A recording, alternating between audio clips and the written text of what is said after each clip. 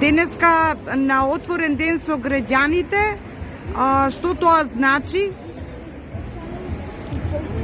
Дека треба граѓаните да се запознаат со активностите на пратениците во собранието, дека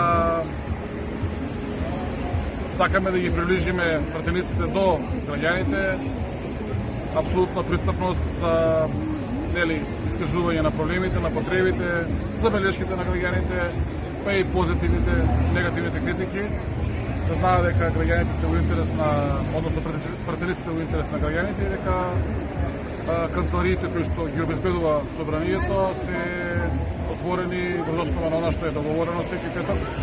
12 часот граѓаните можат да ги дојдат и да ги дадат своите предлози за белешки во пратеничката канцеларија.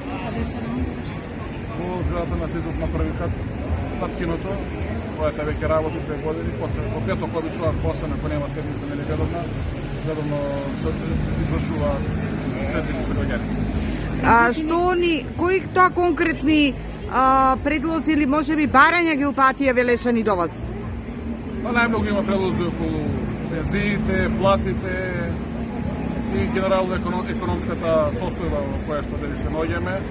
И покрај тоа што кај нас најмногу се зборува за теми како политика, како историја и слично, сепак очигледно дека на граѓаните им е најважна економската состојба и подобрување на стандардот и условите за живот.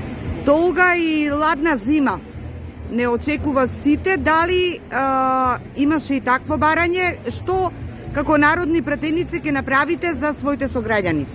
Кога економската состојба е во прашање? Дека нема да има долга и ладна зима.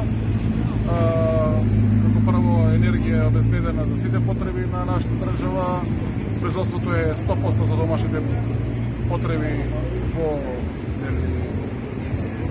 домашно производство и обезбедени се реагенси за грејење на поголемите градови со Скопје, кој што беше проблем на град Скопје од кој што отстапи, затоа владата го презема како проблем за решавање.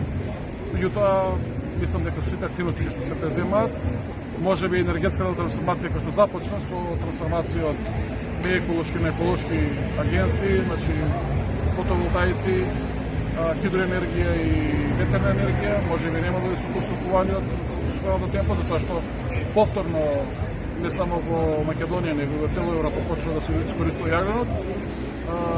Меѓутоа, јас не само што сметам, него знам дека енергетските капацитети на државата, соработката со комшиите, обезбедувањето на газ кој што беше попишен предвадено од Бугарија, 500.000 метри кубни газ дневно, помошта од Европската унија која што добиваме и секако активностите на владата ќе обезбедат доволна енергија за сите граѓани.